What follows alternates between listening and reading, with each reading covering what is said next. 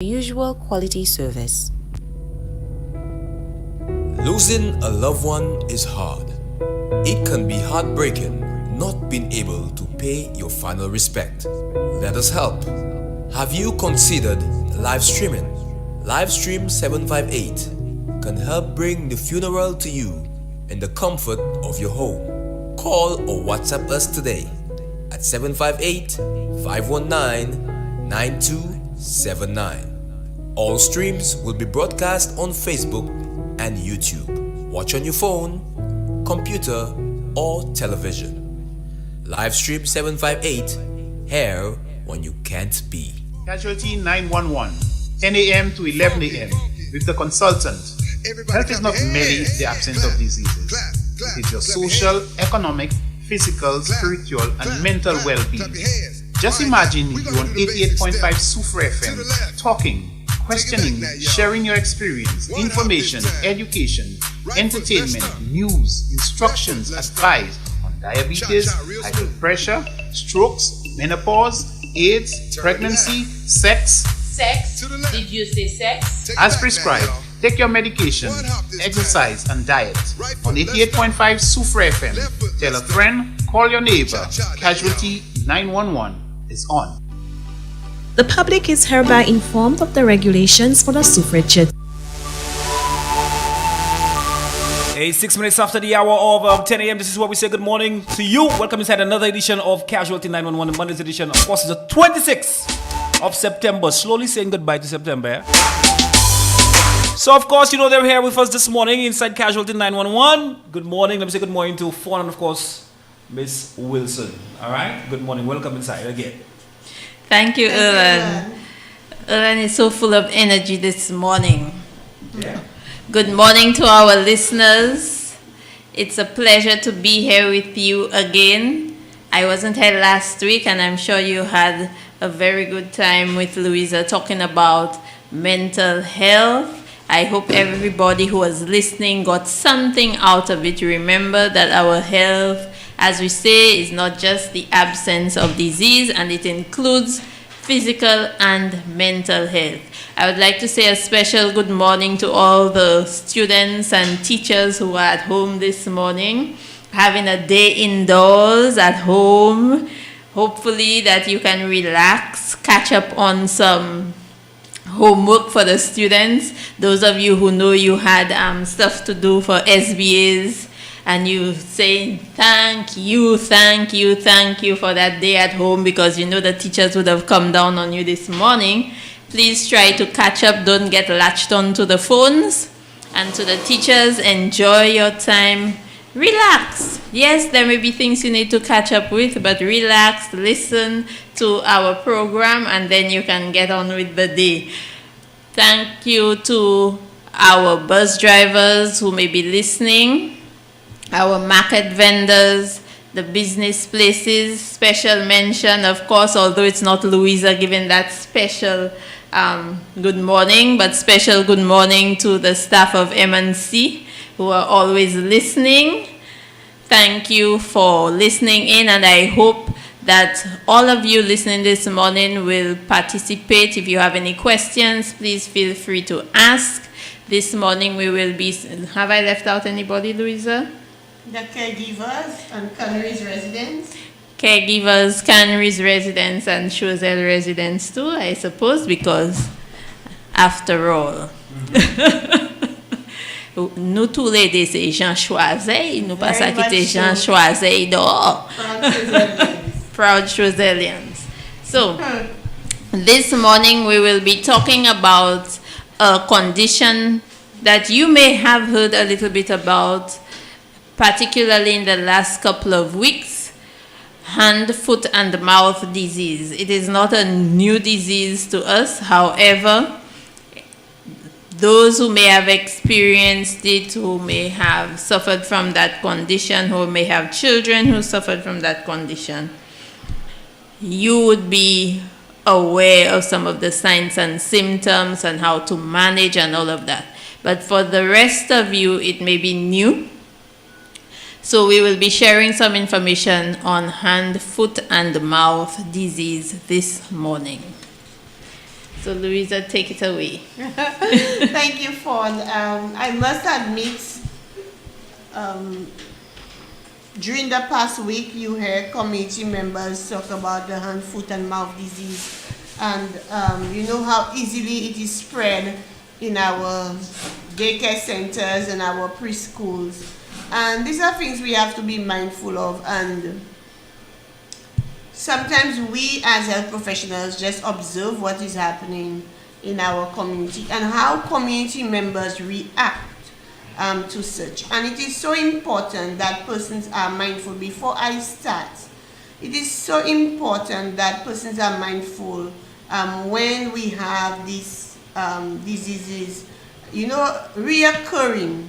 I'll say reoccurring because these are things sometimes every year you hear about it and so on, reoccurring in our community, and we want persons to understand the dynamics of these diseases so that they can better handle these diseases as well as assist new persons, other persons that their children are affected with the disease. And so this morning we're there to speak about the hand, foot, and mouth disease. And I can tell you many of our children have had the hand, foot, and mouth disease, and you know, the level of discomfort for some children are mild, as well as some of them, you know, they really are fussy. But all in all, I think this is something we can get through, and we just have to do the right thing at the right time. So what is hand, foot, and mouth disease? Of course, it is highly contagious. And the reason why I say highly contagious, first of all, it can spread very easily among the children, especially children under 5 years, 0 to 5 years, but also adults, because many times we feel it is only children that get hand, foot, and mouth disease, but adults do get hand, foot, and mouth disease also. So it is a highly contagious disease, and it is caused by a group of viruses. Now, I don't want to get into all these group of viruses because there are times if you have to go into all these viruses, it's just too much. So it's caused by a group of viruses, and normally children are affected by these viruses. How it is spread, I can tell you again, it is spread through person-to-person contact, by touching each other, hugging each other, kissing each other. And you know, children like to do these things. I mean, they haven't seen their classmates or, you know, another child for a weekend. So on Monday, they will hold each other's hands and walk to the class together, you know, hug each other, show affection. And that is really common between children around that age. And they like to play with each other. And again, contact with contaminated surfaces. So the children toys, they play with the toys, they play with, they touch the doorknobs, the door, the table in which they sit at, the chairs, all of that are surfaces and so on. So all of these things you can get hand, foot, and mouth disease as long as you are affected by the virus. And again, droplets, we know, all of us through COVID-19, we are aware of respiratory droplets, coughing, sneezing, saliva, all of that you can get hand, foot, and mouth disease through. Now, let me just say something. Let me concentrate a little bit more before Fawn give me the look and Erlen start laughing. You know, most times it is really contagious during the first week. So somebody that is affected by hand, foot, and mouth disease during the first week, it is very contagious. That doesn't mean it will not spread. That doesn't mean it will not spread after days, other days or weeks. Even if you don't show signs and symptoms, you can still spread the virus, and that's one of the things about it. And you can spread the virus weeks and days after the symptoms you don't show any signs and symptoms again. So let me just recap that. During the first week, if you're infected, it's highly contagious. Even if you don't show any signs and symptoms, you can still pass the virus to other persons. And even if you show signs and symptoms, after days and weeks, you still don't show any signs and symptoms, you can still spread the virus. So that's three dynamics in which you can actually spread the virus. And persons might say, I don't have any symptoms, how can I still spread the virus? But yes, you can. Fawn, you were saying something? We've been talking about transmission. How do you get it? We need to know what are some of the signs and symptoms. So hand, foot and mouth disease, when you are exposed, as Louisa said, transmission occurs when you are exposed to the droplets from an infected person, somebody who has the disease, through hugging, kissing, talking.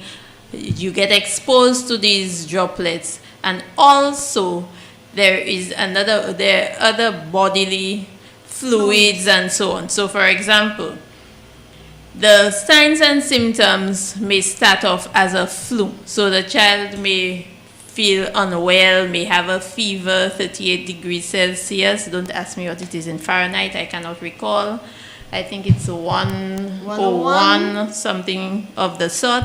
May have no appetite. You know, a child who is usually eager to eat, eats well, they suddenly have no appetite, they have a sore throat, they're complaining of pain in the throat, they cannot swallow, they're tired. All of those are signs and symptoms of that the child is sick. But the other thing that happens is that a few days after those flu-like symptoms, the child may break out into blisters. Sometimes we say, busol. So as we said, the disease is hand, foot, and mouth. So it will usually happen or appear first in the mouth. So they might have those boils, as we say, boils, busol, in their mouth. They may have it on their hands, on their feet, but these are not the only areas. They may have it on their genitals, so around their private parts, on their buttocks. Those blisters have a fluid inside of them. So when you have those blisters with the fluid, what happens is that if somebody is exposed, somebody who is not yet infected is exposed to the fluid in those blisters, they may become infected with hand, foot, and mouth disease. The virus is also present in stool.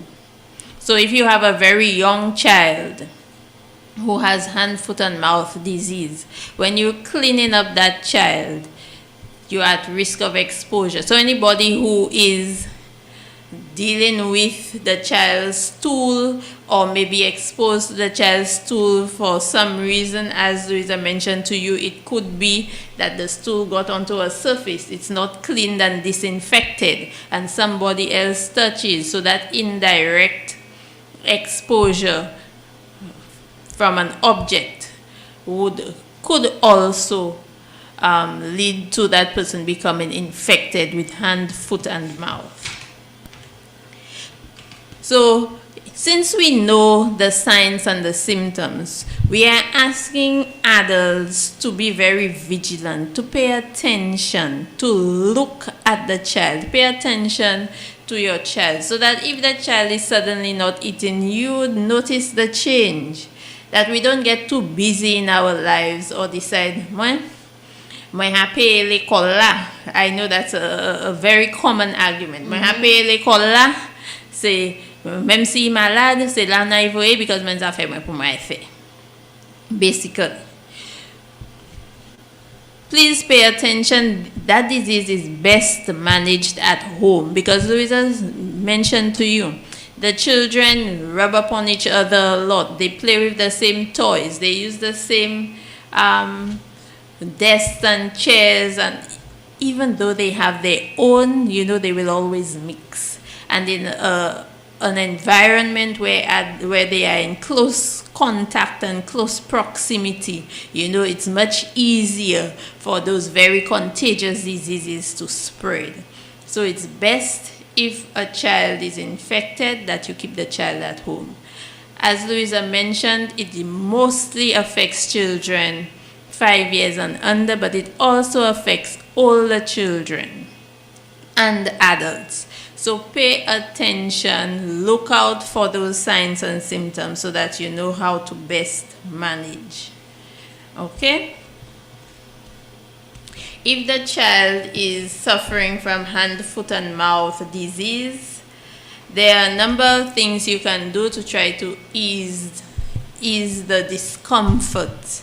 So Louisa will share with us some of the things that we can do to ease the discomfort that the child may be experiencing in terms of the fever, not being able to swallow well, and so on. So one of the things you have to be mindful of, it's if the child has numerous signs and symptoms, you can seek medical attention, and then they will treat the child according to his or her signs and symptoms. So they will provide supportive care.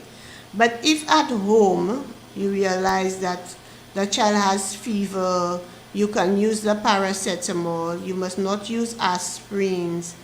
Or the child has a sore throat and so on. Or the child is itching a lot in the hands, the feet. You can use things like calamine lotion to help against all that itching. We have to be mindful. Sometimes when the children have the blisters in the mouth or in the throat, it can prevent them from swallowing. So you have to be mindful of that and ensure that they drink a lot of fluids. In the event that the child gets dehydrated, you need to seek medical attention.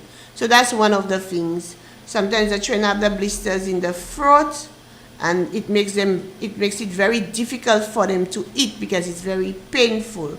And you realize the child is going through dehydration. Seek medical attention immediately.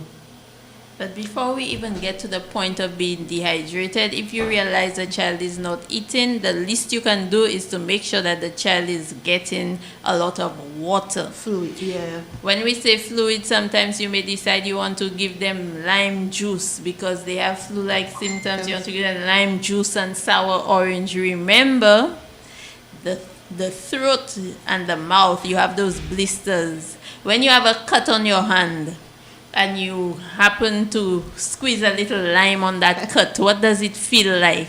So imagine that taking place inside the child's mouth. Remember, we're trying to ease the discomfort. We're not trying to make anything worse. Let's not try to use all our herbal skills and say, you need flu, naibali anti-juice citron, egg juice. Try to avoid the acid because it will only make the discomfort worse. So you can use a lot of water. You can probably give them, not in excess, some yogurt, ice cream, those sorts of things, popsicles, not too much. They might try to manipulate you to eat that all day long. Water is the best choice. And a little soup. The soup is basically water. Just don't put any strong spices and strong seasoning in the soup, and that will help to keep them hydrated, because you don't want to make the situation even more complicated by the child becoming dehydrated and having to go to hospital to get checked and all of that. Thank you, Fonny. Well on par. I must admit, that is true, because sometimes we as parents, sometimes we look at one thing and we forget about the other. And especially when the children are already so fussy, you realize they have not eaten much. you as a parent sometimes go all out, not thinking, and that exactly these are the things that some parents might do, giving the grapefruit, orange, or lime juice, and not even thinking that that can be more detrimental to the child's fruit. I, as a parent, sometimes, even as I'm hearing Fonny saying these things, I'm saying, oh my God, I most probably would have done the same thing, saying, oh, the child probably have a flu, and the child first start boosting the child immune system with this kind of stuff. But all in all, I must admit, that's a good one. Having said that, since we already do the signs and symptoms, what is foot and mouth disease, we want to head on to preventative measures. And with the preventative measures, these are things we have been speaking about for such a long time.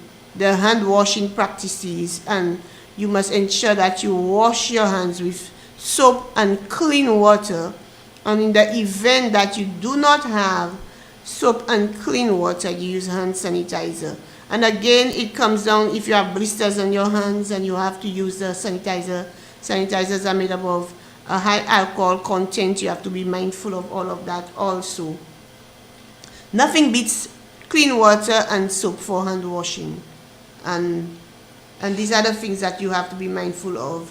Ensuring that you clean, disinfect, and all contaminated surfaces. And for me, when we clean and we disinfecting, nothing works better than bleach and water. You don't put too much bleach in the water. You have to measure how many gallons of water you're using per bleach, per cups of bleach, and then you sanitize all your surfaces, the children toys, the doorknobs, wherever the children might have touched, or even adults might have touched. Nothing replaces. Simple bleach and water is the cheapest thing around, and it works wonders. Again, you have to avoid touching, kissing, hugging, because that's the way we can spread the virus from one person to the other, and especially with children. Ensure that they stop the hugging and kissing for a little while, and make sure that they are in a place by themselves where you can take care of them. Like Fawn said, the best place is at home, and not to send these children to school. When you change their diapers, before we move on to the next one, Louisa, I want to go back to the cleaning and the disinfecting for a while. Particularly for those at home who may be saying, okay, so I have a bowl with some soap water and I wash down everything already. Do I still need to use bleach? And then probably for the early childhood centers where some may decide, okay, well, I have a bottle, I have a bleach solution, I have some water, I put some bleach in it, and I'll just spray over on the toys and the surfaces. I don't need to do anything more than that. That should suffice. Is that enough? No, Fawn. There is a difference between cleaning and disinfecting. Cleaning is removing the dirt and so on, and disinfecting is actually the process by which you use chemical to kill bacteria and viruses on surfaces. So sorry if I did not use the terms correctly, but when you disinfect, after you've cleaned, you've swept, you've wiped down, you do whatever you have to do, and then you use your bleach. Like I said, bleach works wonders. It is one of the best disinfectants that you can use. Forget about the Fabuloso, forget about which other ones are there? Oh boy, the Lysol, forget about these things. If you use 1 gallon of bleach and you use, let's say, 2 cups of water, I cannot remember cups of bleach. I cannot remember the correct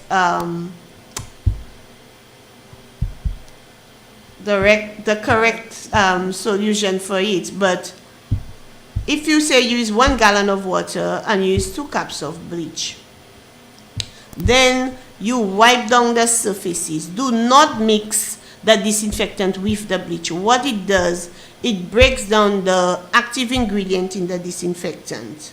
If you use liquid soap, we like to use bleach in water with something else to make it smell nice. So you're saying basically that we should not. we shouldn't. Do that. That's a very bad practice, and so on. Even when you use the bleach with the hand dishwashing liquid, for persons who normally mix it, it becomes very potent. By the time you take the smell, it becomes very potent, and it can be very detrimental to persons' health also. So you have to be mindful of all of these things. So just bleach with water works well, and you wipe down all surfaces like the toys, the doorknobs and all of these things. Also, let me just say that when you use the bleach and water, you have to be mindful that you don't use the bleach alone, especially for persons that might have respiratory illnesses also, especially in closed areas where the ventilation is not all that. So you have to ensure that you open all windows, all doors, allow the place to vent out, and then you can use your bleach and water, especially if you have persons with respiratory illnesses also. I'm just saying that to be mindful, because when people hear hand, foot and mouth disease and it's spreading in an area, people tend to overuse the bleach.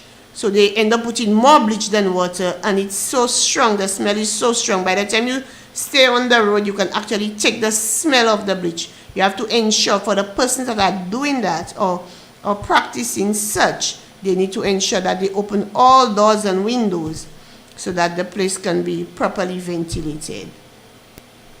In terms of cleaning and disinfecting soft toys as compared to the harder plastic toys, how would you disinfect the soft toys? Well, in an instance like that, once you know you have the issue already, you can just wash your soft toys in a little bleach and water, not too much bleach, quickly, and put it out in the sun. So the sunlight is a form of disinfectant too, for persons who don't know that. It's a form of disinfectant. Or you can use a little mild soap with water. You wash it out, and then you put it out too in the sun. So that works well. If you know you already have an issue with such, you start putting away these soft toys very early, putting them in a garbage bag very early so that other children don't get to use them, and so on. So some of them you might need to dispose of it, depending on the situation. So that would be your judgment call. But sometimes with the soft toys, you cannot always use bleach because of the material it is made up of. But you can use a little bit of disinfectant, wash it out, and air it out in the sun. And before you move on, Louisa, I would like to just say that this also applies to homes. It does not only apply to our early childhood centers, because we have homes where there are a number of children. You have more than one child in the home. So if you have one child who is infected, you still need to take all of those measures in terms of not letting the other children play with the toys that the infected child is using, and to take some of the very same precautions that we will be mentioning as we go along. Even the bedding too, fun. Exactly. And the children's bedding and so on. You already have that issue. You want to ensure that you wash the bedding on a daily basis.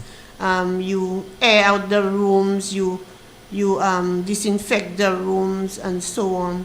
These are precautionary measures you can continue taking as a parent at home or guardian at home.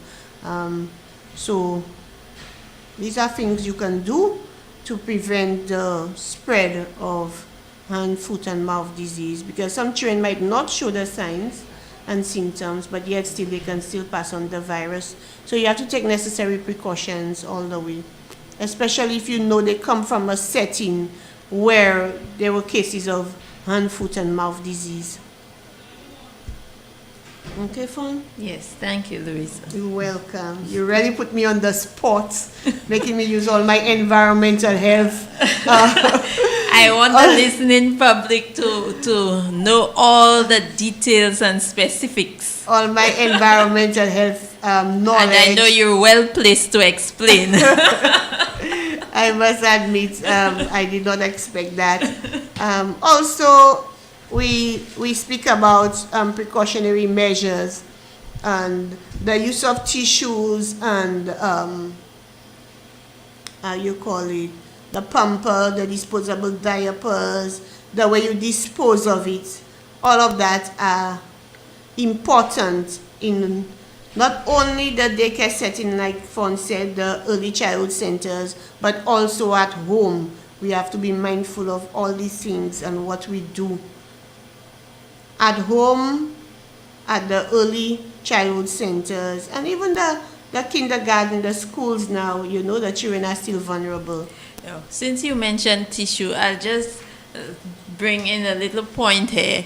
I don't know how many of you can remember, but back in the day, when you had a cold or you had a little cold, you used to get a handkerchief pinned to your clothes, and you'd be blowing into that handkerchief all of the time and never washing your hands.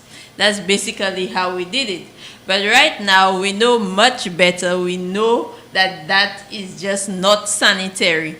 So Louisa mentioned tissue, which is the best thing to use if the child has a runny nose. So they would blow into the tissue, put it into a bin, and wash their hands afterwards. So that is something that can be taught at home. You don't need to wait until the child goes to school, and not just taught and practiced at home. Some people might say that, it's a bit expensive. The children waste the toilet paper, they waste in the tissue and so on. But remember that you are trying to teach them so that they can use sanitary practices out there as well. So instead of pinning that handkerchief or bandana to their shirt, teach them how to blow, dispose, wash their hands, and also, if they don't have tissue, how to properly cover the cough and the sneeze, because hand, foot, and mouth disease can also be spread, as we have mentioned earlier, from droplets. So you need to be able to cover that cough and that sneeze in the absence of tissue. If you don't have tissue, then you cough or sneeze into your elbow and you still wash your hands afterwards. So you can teach that to the children from home, and it can be reinforced at schools, at the early childhood centers and kindergarten, the younger ones, until we are everybody involved is sure that the children have it down. They understand, they know how to do it, and they understand the importance of doing it in that way. Fawn, a quick observation that I realize now with everything kind of, all the protocols kind of slacken off. Before you used to observe, everybody used to have their hand sanitizer hung on their bags, their side bag, their backpack. People were so accustomed of using the hand sanitizer and so on. Even now that they no longer sanitize your hands before you enter some of the business places. But I realize a lot of persons have slacked off in using the hand sanitizer, and that's something I really want to bring to persons' attention. I think with everything that is all around us, with all the viruses, the reoccurring of all these diseases, I would like persons to continue using their hand sanitizer just like they used to do when, we had more cases of COVID, the protocols were in and so on. Even if the business don't sanitize your hands, but that's something you need to continue practicing. And by doing so, you can prevent so many diseases. And that's something I realized a lot of persons don't do as much as before. And I just like to bring it to the public's attention. Always keep your sanitizer. Continue using your sanitizer. I mean, it's a practice. It will become part of you. Some people, it has become part of them and they cannot do without it. But some people, as long as the protocols have been, slackened off, people just completely forgot about sanitizing their hands. So I want to just re-emphasize the use of sanitizing your hands and continue washing your hands the way you're supposed to. And I would like to add, just so that people don't get confused, that washing with running water and soap is still the best option. And if your hands are visibly dirty, hand sanitizer is not going to work wonders. You need to find water, you need to find soap, make sure that you rub those hands and get them clean. Yeah, because after a while, when you use the hand sanitizer for the day, you feel your hands kind of sticky, so you need to wash your hands after a while. Or dry, Yes. yeah, that's true. And you need to moisturize your hands. And moisturize your hands, yes. For- Even when you wash regularly, you need to do that. That is true. Because, Fawn, am I missing anything out? I think I interrupted you just before you moved on to the cleaning with the diapers. I'm not sure if you had completed what you wanted to say in terms of cleaning the children when you want to change a diaper. Oh, yeah. And I forgot to mention that again, always washing your hands before preparing food, before feeding your young ones, and after using the toilet or changing diapers. We know these are things we have been saying for the past almost 3 years, and we continue saying it, but some people still don't practice it, and we want persons to continue practicing hand washing during these times, especially before eating and before feeding our young ones, and after using the toilet. A lot of people say, oh, that's common knowledge, but a lot of people still don't practice it, and we're hoping that people continue practicing such. Just let me say something.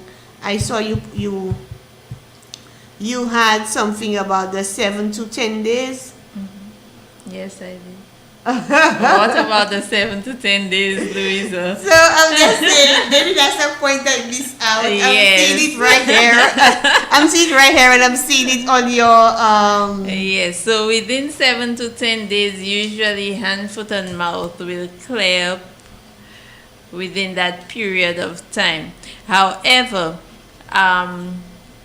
somebody can still spread the virus. It remains in the stool for a very long time. So when the blisters have completely dried up and so on, there may still be virus within the stool, in the stool. That is why it's very important.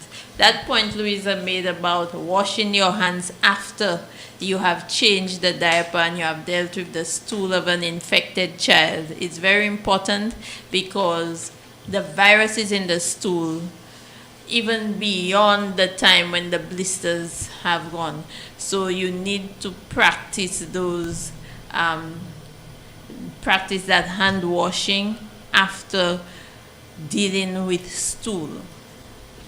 The other thing I think we might have failed to mention is the incubation period.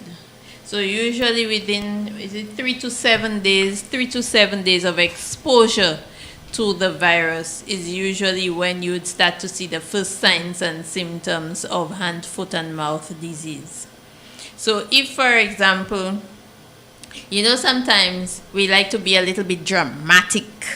So you may have sat next to somebody on the bus and you saw the person had some blisters. You sat your child next to that person, and then the next morning, your child has a fever, and you say, I know it's because I sat by whoever on the bus, that person had whatever. So usually, it would take a few days. A few days would go by before you would start to see signs and symptoms. So it could be that the child may have been exposed to something else at an earlier point in time. So don't rush to judgment on those things. The most important thing at that point is not necessarily to find out exactly who gave it at that point, but to manage the disease. In terms of who gave it, it's important when it comes to institutions, because there are early childhood centers, and I am going to ask administrators and teachers to be very vigilant. Sometimes you need to probe because parents may not volunteer the information. So a parent may come to the school knowing very well that over the weekend the child had fever and the early signs and symptoms, and they may have noticed a little, the little bump on the soles of the feet or whatever, and they put their little socks and shoes. They come, they drop off the child, they say nothing. So it's important to probe. It may be that at the drop-off time things get a little rushed, but if you notice anything during the course of the day, you need to take immediate action. Get in touch with the parent, probe a little bit, probably ask the parent to pick up the child a little earlier. Try to, as we mentioned earlier, if you notice you have that situation, the toys that you may be aware that the child played with, to immediately put them away. We need to be proactive. We cannot always wait for an outsider to come and do these things. You know that this is an issue. Try to be alert and to take preventative action, because what we really don't want is for too many children to be sick with that condition. We would like to avoid that as much as possible, because it becomes inconvenient for many parents. And we would really like to be able to just isolate, to keep the numbers as low as possible. And in order to do that, we all must play a part. Parents, educators, we all need to be alert. We need to take the necessary actions. Louisa, is there anything you'd like to add to that? Oh, I was just saying the 38 degrees Celsius is 100.4 degrees Fahrenheit. Okay, so for those of you who have your thermometers in Fahrenheit, it's 100.4 degrees Fahrenheit. Another thing is there is no vaccine for the hand, foot, and mouth disease. Persons be mindful of all of that. I know a lot of us, when we have vaccines, we're kind of on the edge of it all, but there is no vaccine when it comes to hand, foot, and mouth. Hand, foot, and mouth disease. Now, let me just say this, because hand, foot, and mouth disease is not the same as hoof and mouth disease. I mean, one is in animal, and the hand, foot, and mouth disease is in humans. During my reading, I think one of the things last week when you were speaking about it, Fawn, I was mistaking the two myself because I came from that strong environmental health background where, and so in reading, I decided, okay, what am I getting wrong this time? And so on. So one is in cattle and other animals, but hand, foot, and mouth disease is in humans. So I don't cannot be transmitted from animals and it to cannot humans. be transmitted from animals to humans. So let's just be mindful of that. In the event anybody have that misconception and so on. I think I wrote it somewhere, just to get, because I went back to the Public Health Act looking at everything else.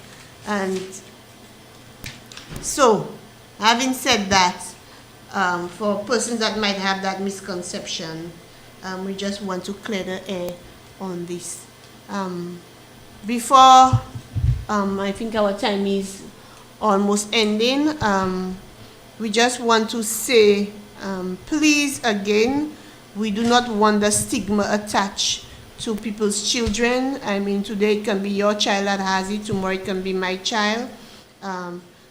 We all send our children to the early childhood centers, and these are things that you should expect as parents. Sometimes we're quick to blame other parents, but some parents are really ignorant of the fact that when their children show these signs and symptoms that they don't even know what it is. We have to sometimes give the benefit of the doubt about these things, and here to educate parents and don't make it into something that it can lead to, a lot of disagreements within the early childhood centers, and your behaviors at these centers.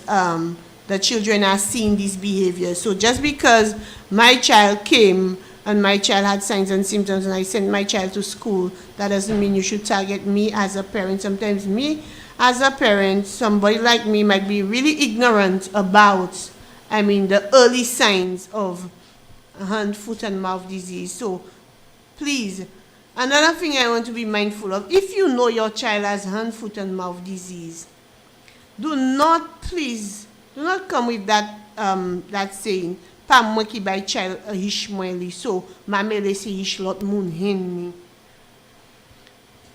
Our children's body might be okay with the hand, foot, and mouth disease, and another child might have another underlying health issue. And hand, foot, and mouth disease can just add a little bit more to that child. And children, their immune system are weaker than ours. So don't think of your child alone, or don't think of somebody else's child came to give your child that. But think of other children that might have underlying health issues that you might not know of. And based on that, you don't care if your child give another child that disease. It might be mild, but think of another child with underlying health issues and the consequences on that child. We just want to be mindful of all of these things. We are one community. These things happen within our community. But if we work together and we try our best to get rid of that problem as a community, like Fawn said, we really want the low numbers rather than that spread of the disease. That's all I have to say. Oh, and let me just give one announcement. The pediatric vaccine, Pfizer, we have it available at our wellness center. So if any parents are available, are interested, it is available at our wellness centers. Come in and ask questions if you are interested in giving your child a pediatric vaccine for COVID-19. Okay? And I'd just like to add one more thing to the hand, foot, and mouth disease. Yesterday I had a conversation with a young lady whose child had not been feeling well. And based on what she told me, I suspected, I'm not a doctor and I'm not a nurse, I suspected, based on what she said with regard to the medication she had administered, that she may have over-medicated the child. So I'm appealing to parents to please be very careful. When your child is sick, yes, you want them to get better, but pay attention to the dosage on the container, and try not to give too much medication because you feel like, oh, I gave the child some already and the child is not looking or feeling better, so maybe I should give some more even before the time interval has lapsed. So you end up giving the child a lot more medication in a short period of time than you should. So let us try to pay attention to the dosage on the container and follow it. That's true, for or somebody will tell you, give the child that. Another person come and tell you, give the child that. Another person, oh my goodness. That means you already administered the medication and somebody comes with all that herbal medication and asks you to give that one, that. Oh my God. I can well imagine. Okay. So just be mindful of all of that too. And as we wind down, as Erlen mentioned this morning, we're quickly getting out of September, heading towards October. And as our listeners may be aware, October is Breast Cancer Awareness Month or Breast Health Awareness Month. So next month we will have at least one program related to breast cancer and all of the actions that can be taken to try to minimize your risk. Remember, there are some things where I personally don't feel comfortable saying prevent. So what we're trying to do is to reduce risk as much as possible. So I hope that you all will tune in and listen for that program, among others.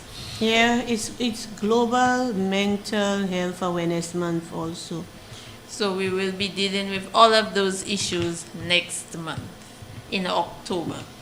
October is just now. October is this weekend.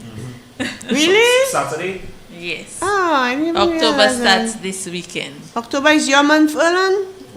Or November? Might be out on vacation though. Oh my God.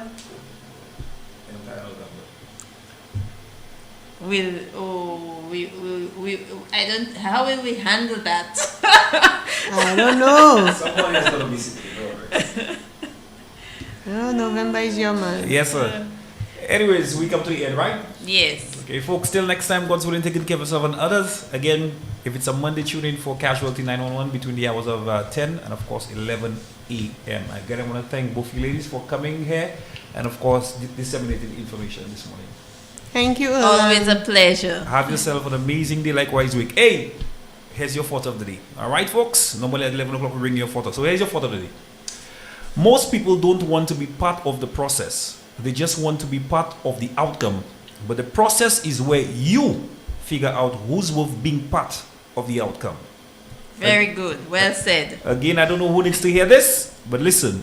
Most people don't want to be part of the process. They just want to be part of the outcome. But the process is where you figure out who's worth being part of the outcome. All right, with that being said, have an amazing Monday, likewise a week. This was Casualty 911. Casualty 911, 10 a.m. to 11 a.m. with the consultant.